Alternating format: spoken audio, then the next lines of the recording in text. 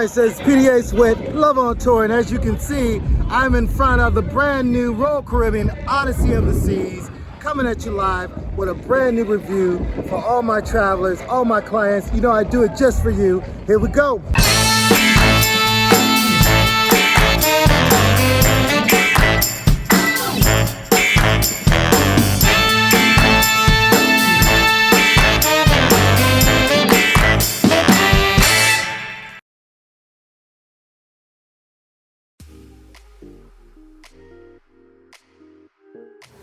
So the Odyssey of the Seas is one of my favorite ships of 2022. I loved cruising on this ship, and soon I'll do kind of a ranking of the best of the new ships. But I did buy the key here to get the priority onboarding, and it was worth it. It was a very smooth process. There wasn't a lot of people there in general. But I did enjoy the key process and getting on the ship quicker.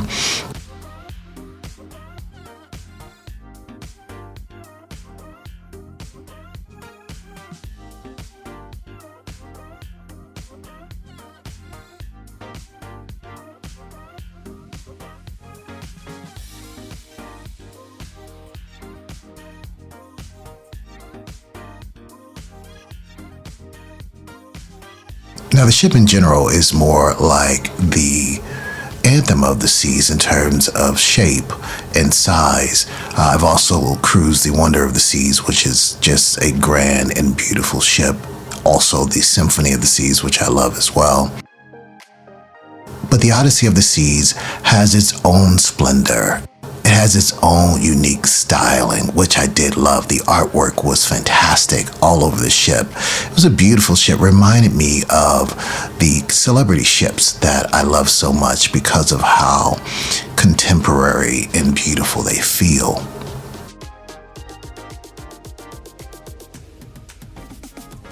Now, one of the things you have to do if you go on the ship, do the IRIP skydiving simulation. It was definitely worth the time and the money. I am not ready for Flowrider yet, but one day I will be, but that looks like a lot of fun as well.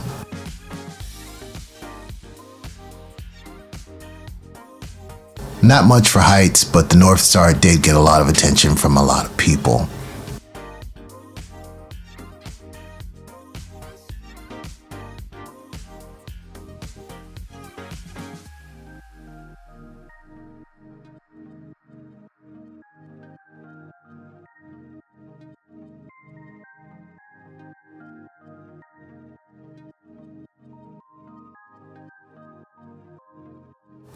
Now, the music hall was one of my favorite spots. Not only was it where they did the bingo and a lot of those kind of community events, but they also had the nightclub there, and it was just a cool little spot to do karaoke, and they had singers come in. It just felt like a very upscale lounge and had a distinct flavor to it. I also loved the pool table that was there.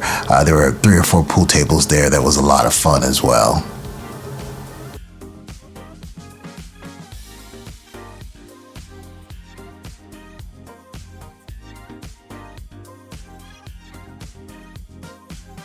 And yes, the bartender did challenge me, and I whooped his tail.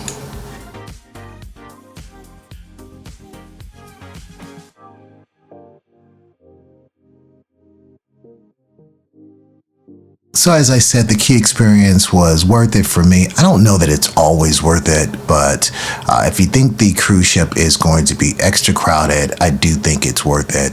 You do get that nice sit-down lunch. So now I'm about to have my key lunch here in the main dining room, and one thing I love about the key is they take care of you from the very jump. Lunch starts at noon, so right after you get your priority boarding, you get to come in and actually do your luncheon at the key.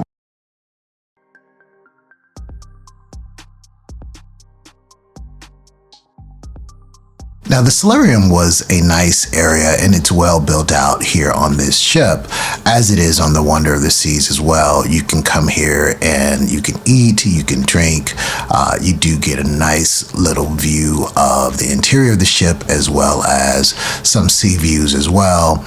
There are hot tubs here and dipping tubs, and it's just very well laid out. And it was a large space to me that really speaks to how thoughtful the design is of this ship.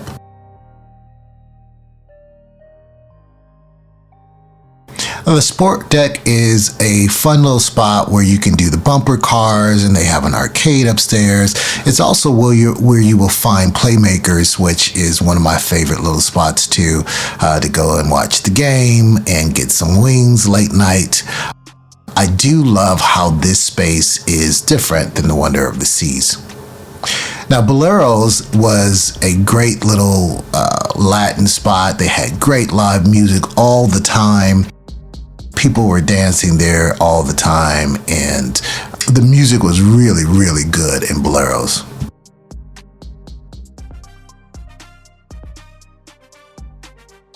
The casino was so much smaller than I expected it to be on a ship this size, but everything you think that you'd want to do in terms of gambling was there and available to you, so no complaints. Now, Lounge 270 is really one of the most unique spaces on the ship. This is at the aft of the ship, where the Aqua Theater would be on the larger ships, but this space turned into a full-on theater space with cool seating.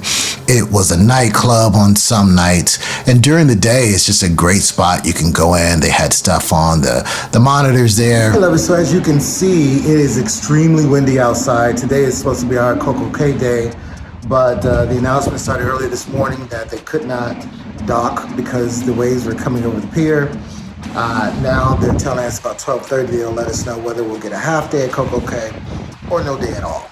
So a little disappointing, but no one's fault. It's been a very, very windy trip, but I enjoy the waves and the boat rocking. I like that. And unfortunately, we did not get to go to Coco K on this trip. That was a bummer. Schooner's Piano Bar is a cool spot as well. Lots of sing-along. I'm always amazed how these sing-along piano players know all of these songs. It's just fantastic. And Schooner's did not disappoint in terms of a nice little spot to hear some great music and sing along. Now, the dining experience was definitely above par. I did do a little specialty dining. Giovanni's was fantastic. The chicken parmesan was great. Izumi I did not do, but I love their sushi there.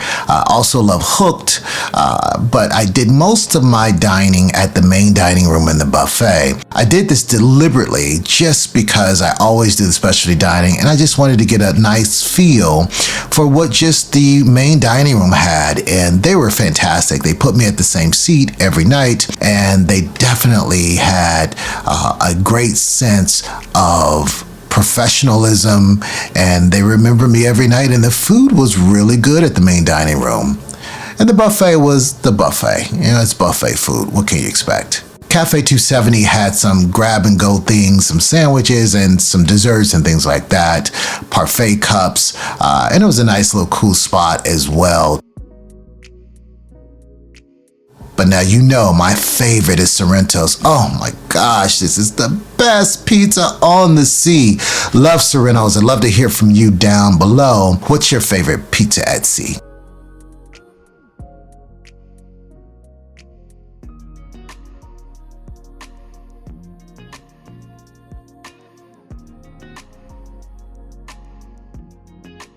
So these are the shows that they had there at the 270. They had a 70s party.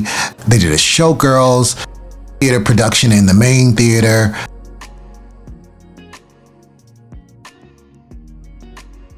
It was really, really nice. Now, their big show was the Effectors, which is kind of like their superhero show. And they had this drone show that was very cool. You've probably seen it by now in some other shows, but the drone show was fantastic. Now, one of the most impressive things was the size of this gym. Like, the gym was huge, and it had everything you can imagine inside of it, anything you want to use in terms of working out. And man, this was one of the nicest gyms at sea. They also had a bike class that you could do. I don't think they had any Pelotons, if I remember correctly. I didn't see any, but they do have a nice little room for the bike rides in the morning. The Odyssey of the Seas was fantastic and definitely one of my favorite ships. Well, that's it for this episode of Love on Tour. Remember, it's love above all, love will travel, and I'll catch you next time. Peace.